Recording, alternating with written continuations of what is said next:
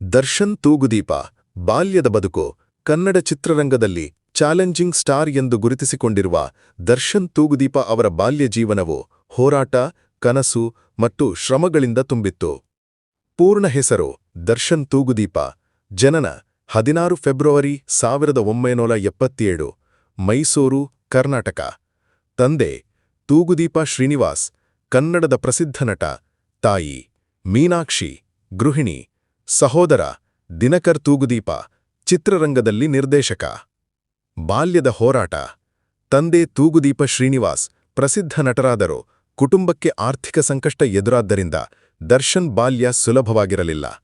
ಅವರು ಬಾಲ್ಯದಲ್ಲೇ ವಿನಯಶೀಲತೆ ಹಾಗೂ ಹೆಮ್ಮೆಗಿಂತ ಸರಳತೆ ಬಳಸಿಕೊಂಡರು. ಶಾಲಾ ದಿನಗಳಲ್ಲಿ ಪ್ರಾಣಿಗಳ ಮೇಲಿನ ಪ್ರೀತಿ, ವಿಶೇಷವಾಗಿ ಆನೆಗಳ ಮೇಲಿನ ಆಸಕ್ತಿ ಸ್ಪಷ್ಟವಾಗಿ ಕಾಣುತ್ತಿತ್ತು. ವಿದ್ಯಾಭ್ಯಾಸ. ಮೈಸೂರಿನ ಪಾಠಶಾಲೆಗಳಲ್ಲಿ ಪ್ರಾಥಮಿಕ ಮತ್ತು ಪ್ರೌಢ ಶಿಕ್ಷಣ ಪಡೆದರು.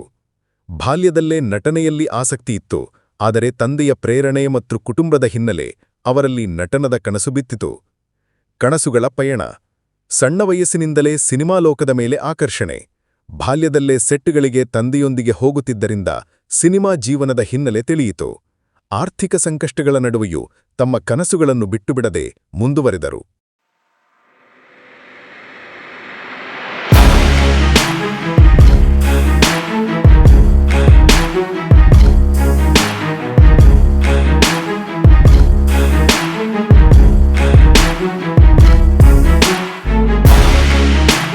ದರ್ಶನ್ ತೂಗುದೀಪ ಸಿನಿಮಾ ಪಯಣ.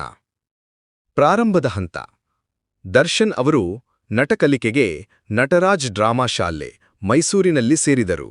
ಸಿನಿರಂಗ ಪ್ರವೇಶಕ್ಕೂ ಮುಂಚೆ ಅವರು ಸಹಾಯಕನಾಗಿ, ಲೈಟ್ ಬಾಯ್ ಆಗಿ ಮತ್ತು ಟೆಕ್ನಿಷಿಯನ್ ಕೆಲಸಗಳನ್ನು ಮಾಡಿದ್ದರು.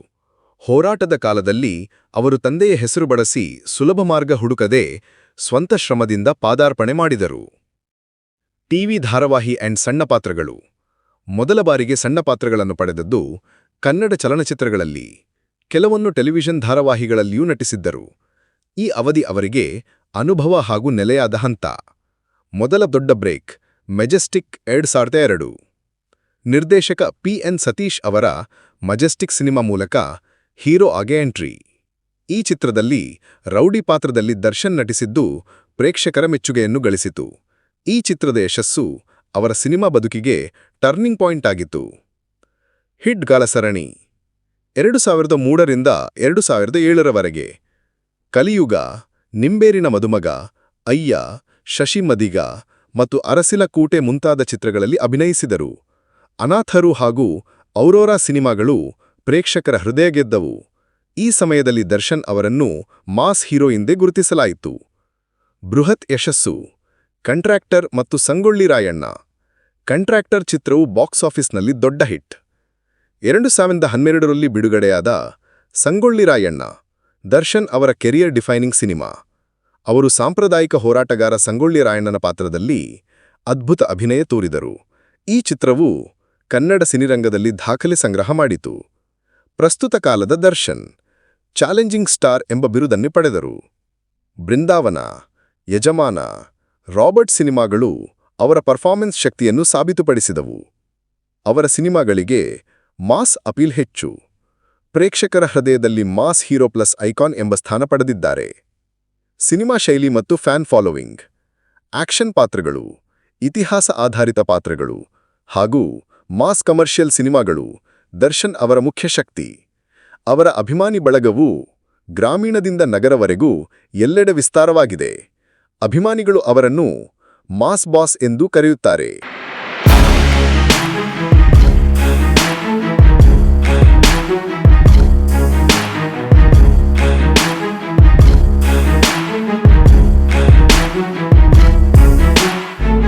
ದರ್ಶನ್ ಸಮಾಜ ಸೇವೆ ನೋಡೋಣ ಬನ್ನಿ.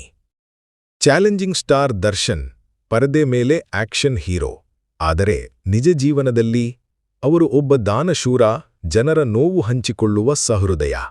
ಇಂದು ನೋಡೋಣ ದರ್ಶನ್ ಅವರ ಸಹಾಯ ಕಾರ್ಯಗಳ ಕಥೆ. ದರ್ಶನ್ ಅವರಿಗೆ ಅಭಿಮಾನಿಗಳ ಮೇಲೆ ಅಪಾರ ಪ್ರೀತಿ. ಅವರ ಅಭಿಮಾನಿ ಸಂಘಗಳ ಮೂಲಕ ಬಡ ವಿದ್ಯಾರ್ಥಿಗಳಿಗೆ ಶಿಕ್ಷಣ ಸಹಾಯಧನ, ಅನಾರೋಗ್ಯ ಪೀಡಿತರಿಗೆ ವೈದ್ಯಕೀಯ ನೆರವು, ಆರ್ಥಿಕವಾಗಿ ಹಿಂದುಳಿದ ಕುಟುಂಬಗಳಿಗೆ ದಿನನಿತ್ಯದ ಸಹಾಯ ಇವು ಎತ್ತವು ನಿರಂತರವಾಗಿ ನಡೆದಿದೆ. ಒಬ್ಬ ಅಭಿಮಾನಿಗೆ ಆಪರೇಷನಿಗೆ ಹಣ ಬೇಕಾಗಿತ್ತು. ಮಾಧ್ಯಮಗಳಲ್ಲಿ ಸುದ್ದಿಯಾಗುವ ಮೊದಲುವೇ ದರ್ಶನ್ ನೇರವಾಗಿ ಹಣ ನೀಡಿ ಅವನ ಪ್ರಾಣ ಉಳಿಸಿದರು. ಇದು ಅವರ ನಿಜವಾದ ಮಾನವೀಯತೆ.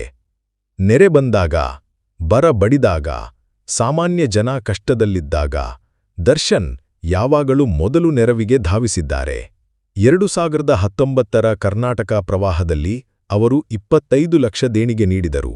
ಆಹಾರ, ಬಟ್ಟೆ, ಔಷಧ ಜನರ ಬಳಿ ತಲುಪುವಂತೆ ನೋಡಿಕೊಂಡರು. ಅಭಿಮಾನಿಗಳಿಗೆ ಅವರು ಯಾವಾಗಲೂ ಹೇಳುತ್ತಾರೆ, ನೀವು ನನ್ನಗಾಗಿ ಮಾಡಬೇಕಾದ ಸೇವೆ ಕಷ್ಟದಲ್ಲಿರುವವರ ಜೊತೆ ನಿಂತು ಸಹಾಯ ಮಾಡುವುದು. ದರ್ಶನ್ ಎಂದರೆ ಕೇವಲ ನಟ ಅಲ್ಲ, ಅವರು ಪ್ರಾಣಿಗಳ ಸ್ನೇಹಿತ. ತಮ್ಮ ಫಾರ್ಮ್ ಹೌಸ್ನಲ್ಲಿ ಹಸುಗಳು, ನಾಯಿ, ಕುದುರೆ, ಹಕ್ಕಿಗಳು ಅವರಿಗೆ ತಮ್ಮ ಕುಟುಂಬದವರಂತೆಯೇ. ಅವರು ಅನೇಕ ಗೋಶಾಲೆಗಳಿಗೆ ಸಹಾಯ ಮಾಡಿದ್ದಾರೆ, ಪ್ರಾಣಿಗಳ ಕಲ್ಯಾಣಕ್ಕಾಗಿ ನಿಧಿ ನೀಡಿದ್ದಾರೆ. ಅವರ ಅಭಿಮಾನಿಗಳು ಹೇಳುವ ಮಾತು, Darshan sir is not only challenging star, he is caring star. Corona ಸಮಯ. ಚಿತ್ರರಂಗ ಸಂಪೂರ್ಣವಾಗಿ ನಿಂತಿತ್ತು. ದಿನಗೂಲಿ ಕಾರ್ಮಿಕರು, ತಂತ್ರಜ್ಞರು, ಊಟಕ್ಕೂ ಹಣವಿರಲಿಲ್ಲ. ಅಂದು ದರ್ಶನ್ ಅವರ ಕುಟುಂಬದೊಂದಿಗೆ ಮುಂದಾಗಿ ಕನ್ನಡ ಫಿಲ್ಮ್ ಇಂಡಸ್ಟ್ರಿಗೆ ಲಕ್ಷಾಂತರ ಹಣ ದೇಣಿಗೆ ನೀಡಿದರು.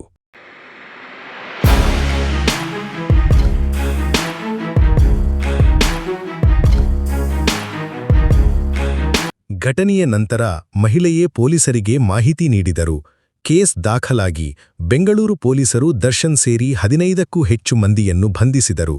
ಅಭಿಮಾನಿಗಳ ಕಣ್ಣಲ್ಲಿ ದೇವರಾಗಿದ್ದ ನಟ ಇದೀಗ ಕೈಕಡಕಿನಲ್ಲಿ ಕೋರ್ಟ್ ಮುಂದೆ ನಿಂತಿರುವ ದೃಶ್ಯ ಸಂಪೂರ್ಣ ಸ್ಯಾಂಡಲ್ವುಡ್ಗೆ ಶಾಕ್ ನೀಡಿತು. ಪ್ರಕರಣದ ತೀವ್ರತೆ ಹೆಚ್ಚುತ್ತಿದ್ದಂತೆ ಸರ್ಕಾರವೇ ಮುಂದಾಗಿ ಎಸ್ಐಟಿ ಸ್ಪೆಷಲ್ ಇನ್ವೆಸ್ಟಿಗೇಷನ್ ಟೀಮ್ ರಚಿಸಲಾಯಿತು. ಸಿಸಿಟಿವಿ ದೃಶ್ಯಗಳು, ಸಾಕ್ಷ್ಯಗಳು, ಫೋನ್ ಕಾಲ್ ಡೀಟೇಲ್ಸ್ಗಳು ಎಲ್ಲವೂ ತನಿಖೆಗೆ ಸೇರಿಸಲಾಯಿತು. ಆದರೆ ಇದು ಕೇವಲ ಕಾನೂನು ಹೋರಾಟವಲ್ಲ. ಕನ್ನಡದ ಅಭಿಮಾನಿಗಳ ಹೃದಯದಲ್ಲಿ ನಮ್ಮ ದರ್ಶನ್ ಹೀರೋ ನಿಜವಾಗಿಯೂ ಇಂಥ ಕೆಲಸ ಮಾಡಿದ್ದಾನಾ ಎಂಬ ಪ್ರಶ್ನೆ ಹುಟ್ಟಿಸಿತು. ಕೋರ್ಟ್ ಹೊರಗೆ ನಮಗೆ ದರ್ಶನ್ ನಿರ್ದೋಷಿ ಎಂದು ಕೂಗಿದ ಅಭಿಮಾನಿಗಳ ಗುಂಪು, ಇನ್ನೊಂದೆಡೆ ರೇಣುಕಾಸ್ವಾಮಿಗೆ ನ್ಯಾಯ ಸಿಗಬೇಕು ಎಂದು ಒತ್ತಾಯಿಸಿದ ಮತ್ತೊಂದು ಗುಂಪು. ಒಂದೇ ಘಟನೆ, ಎರಡು ವಿಭಿನ್ನ ಭಾವನೆಗಳು. ಪ್ರಕರಣ ಇನ್ನೂ ನ್ಯಾಯಾಲಯದಲ್ಲಿ ವಿಚಾರಣೆಯಲ್ಲಿದೆ.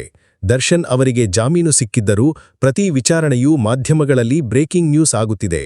ಈಗ ಕನ್ನಡ ಚಿತ್ರರಂಗದ ಭವಿಷ್ಯವನ್ನೇ ತೀರ್ಮಾನಿಸುವಂಥ ಸ್ಥಿತಿ. ಚಾಲೆಂಜಿಂಗ್ ಸ್ಟಾರ್ನ ಬದುಕು ಕಾನೂನಿನ ತೀರ್ಪಿನ ಎದುರು ನಿಂತಿದೆ. ಸುಪ್ರೀಂ ಕೋರ್ಟ್ನಲ್ಲಿ ಕೇಸ್ ನಡೀತಾ ಇದೆ. ದರ್ಶನ್ ಅವರು ಜೈಲಿಂದ ಹೊರಗಡೆ ಬರೋದು ಅಭಿಮಾನಿಗಳು ನೋಡುತ್ತಾ ಇದ್ದಾರೆ. ದರ್ಶನ್ ಹೇಳಿದಂತೆ ಬಡಮಕ್ಕಳಿಗೆ ಸಹಾಯ ಮಾಡೋದು. ಕಾಮೆಂಟ್ನಲ್ಲಿ ತಿಳಿಸಿ. ಇಂತಹ ಪ್ರೇರಣಾದಾಯಕ ಕಥೆಗಳಿಗೆ ಇತಿಹಾಸ ಚಾನೆಲ್ಗೆ ಸಬ್ಸ್ಕ್ರೈಬ್ ಮಾಡಿ.